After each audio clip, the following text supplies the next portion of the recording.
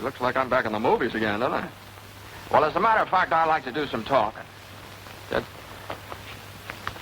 Don't go away until I get this thing off.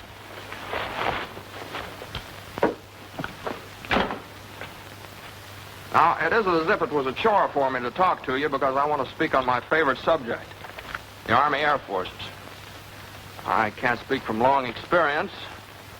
I've only been in the service a year, but I've learned a lot about what the Air Forces have to offer. That's what I want to talk to you about. Right now, the greatest mass mobilization in the history of the world is taking place.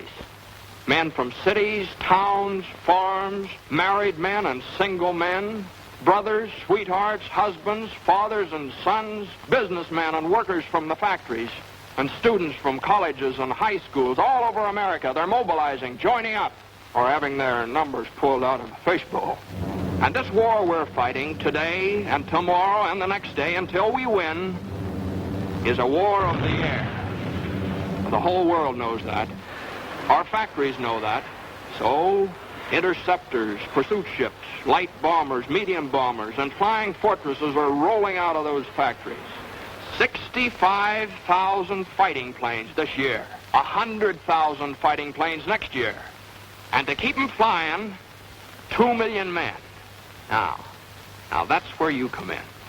The Army Air Forces need 15,000 captains, 40,000 lieutenants, 35,000 flying sergeants. Well, how about it? Well, let's talk it over. Now, make no mistake about this thing, fellas. We're all going to be in this war soon, sooner than a lot of you realize.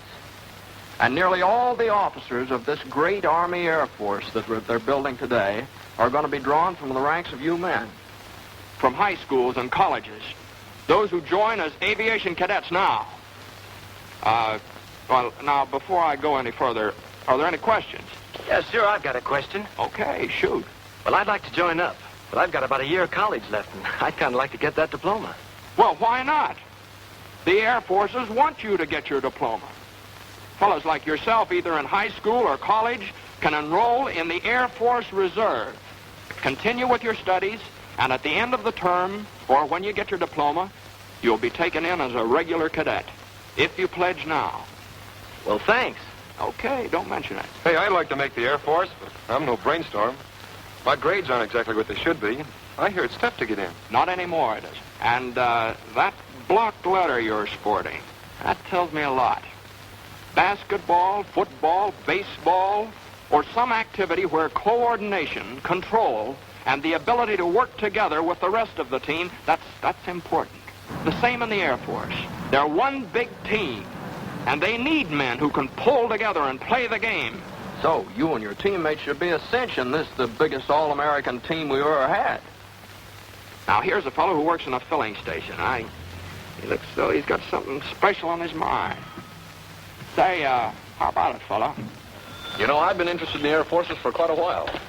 But I'm 26 years old and got a wife, and haven't had a chance for too much education. What about me? Well, from where I'm standing, you look like you're ready to sprout wings any minute. Hey, wait a minute. You see, formal education is no longer a basis for determining a man's intelligence in the Air Forces. And married or not, you'll receive $75 each month while training, and board and lodging, and all the necessary uniforms and equipment. And you have as much chance as the next fellow of becoming one of those 15,000 captains and 40,000 lieutenants or 35,000 flying sergeants I was telling you about. Yeah? Say, that sounds great. I think I'll go and phone my wife. I'd like to get something straight in my mind. I'm one of those high school students you've been talking about, but I'm not old enough. I wasn't planning on going to college, so... Well, where does that leave me as far as the Air Force is concerned? Fella, you sound like the forgotten man. But if you're close to 18 and you're over 5 feet in altitude, you can be one of us just as quickly as anybody else. Okay. Just make out that application for the Air Force Reserve. Now, your physical examination. Well, that's not going to be so tough. If you're an average guy and normally healthy, you'll make the grade, all right? So one day you say goodbye to Mother and Dad. Pretty proud and happy, too. Especially Dad. His suspenders are about to bust. Yeah, you say goodbye to Sister Jane and maybe Aunt Minnie. Oh, yeah. Uncle Ben, and Brother Joey. Those first few steps down the walk are the beginning of a great adventure. Wait a minute now. Aren't going to forget that sweet little bit of something next door.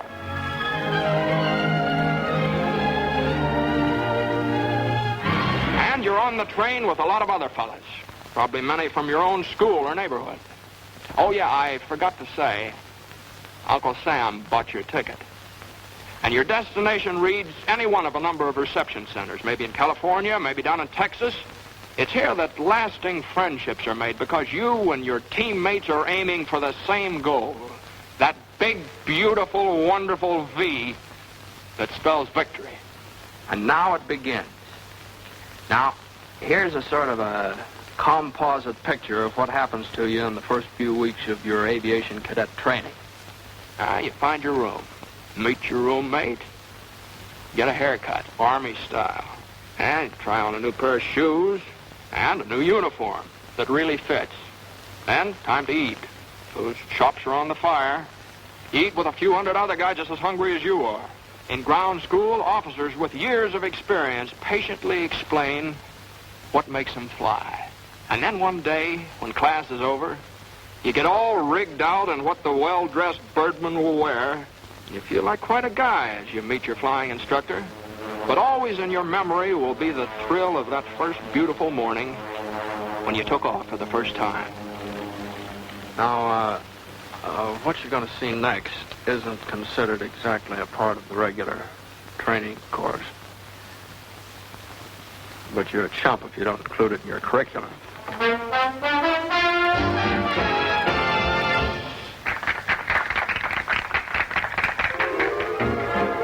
And you find out the effect those shiny little wings have on a gal. It's phenomenal.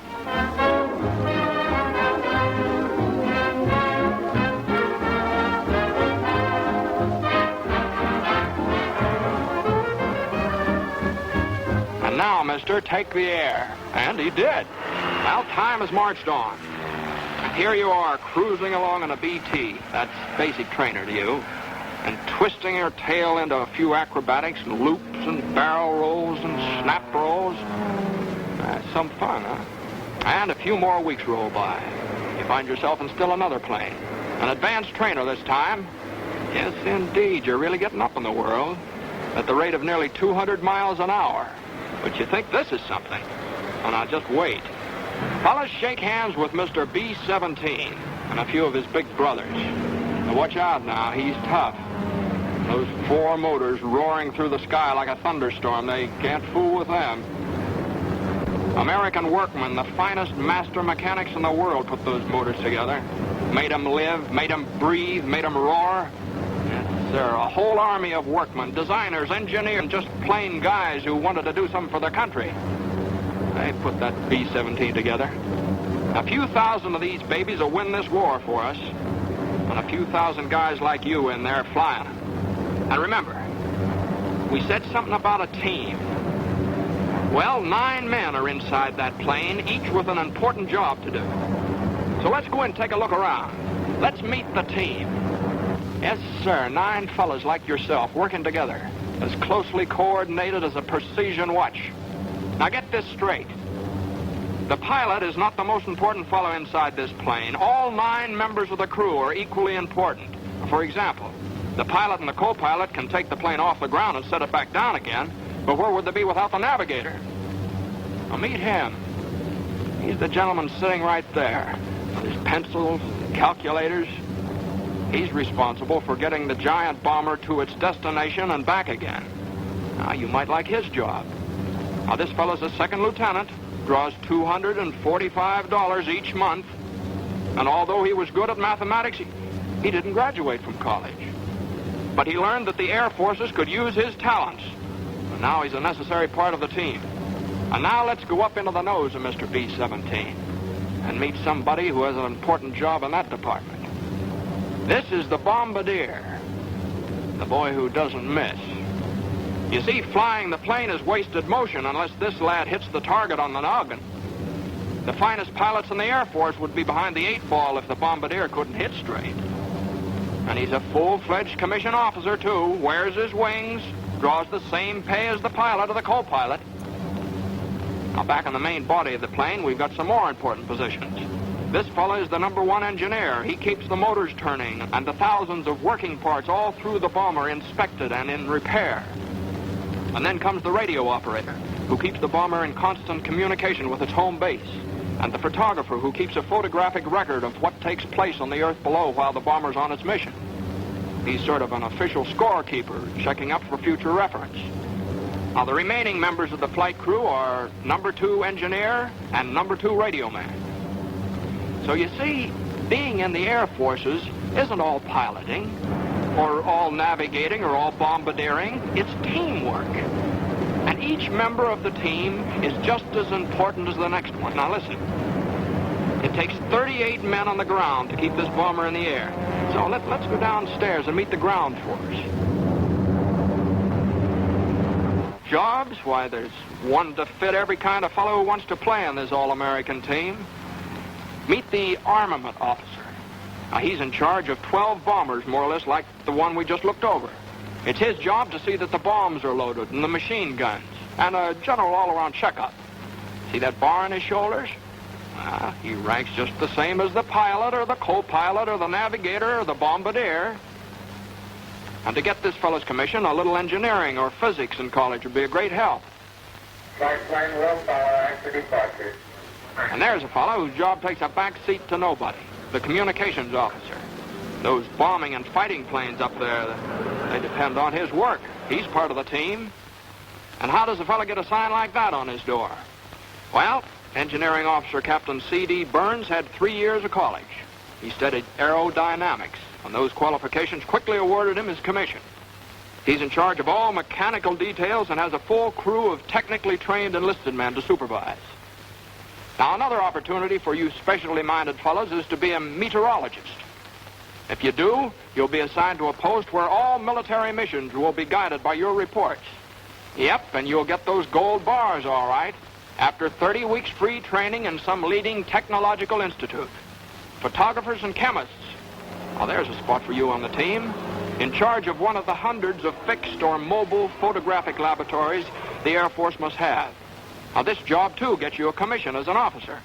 So, whether you're flying a plane as a pilot or a co-pilot, charting its course as a navigator, acting as bombardier, or in any one of the many technical jobs in the air or on the ground, wherever it is in the United States Army Air Forces, you're part of a team. Now, remember that. So listen to the roar of those motors, young men of America, and heed their call. Soon the skies will be filled with the greatest air armada the world has ever seen. Our own Army Air Forces. The best planes ever built. 65,000 planes this year. 100,000 more next year. That's why we'll lick the Axis. And that's how we'll lick the Axis. Your commission in the Air Forces is waiting. You don't have to have a diploma to become an officer. Join now on the enlistment reserve basis. And then finish your present school or college term before you're called upon for actual duty. If you're between the ages of 18 and 26, with a good bill of health, you can make as high as $245 a month, and with a bonus of $500 for each year of service in the Air Forces. Or if you become one of those 15,000 captains we need right away, you'll receive $430 a month while you serve your country. And you'll be well trained for a good job in civilian life when this war is won. Now, here's another thing.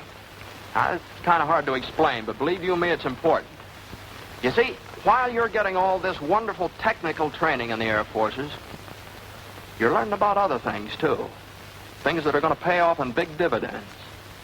You're learning to be alert. You're learning how to handle men and how to do that job with a lot of pride. Yeah. You're learning about courage, too. But you'll know what I mean, and I hope soon, because the Air Forces are proud to think that you might be with them. And by the time you finish your training, America will have overwhelming superiority in the air. You see, the way the Air Forces feel about it, They're fighting and they're flying for the safety of our people at home, our mothers and fathers and our sisters and brothers. And to keep the terrible war of destruction that swept Poland and Belgium and Holland and blasted homes of good people in London and Coventry and maimed hundreds of innocent women and children in Nanking and Burma and Bataan Peninsula and Pearl Harbor. To keep that war from our own shores, our cities and our homes. The roar of 100,000 motors sing their song, and theirs is a song of freedom, and their wings outstretched in the cause of decency. And each spinning prop drones in vengeance against those who would destroy our way of life. But somebody's got to fly it. A lot of somebodies have got to fly it. Now, this is your place. This is where you'll serve America best. Young men of America, your future's in the sky. Your wings are waiting.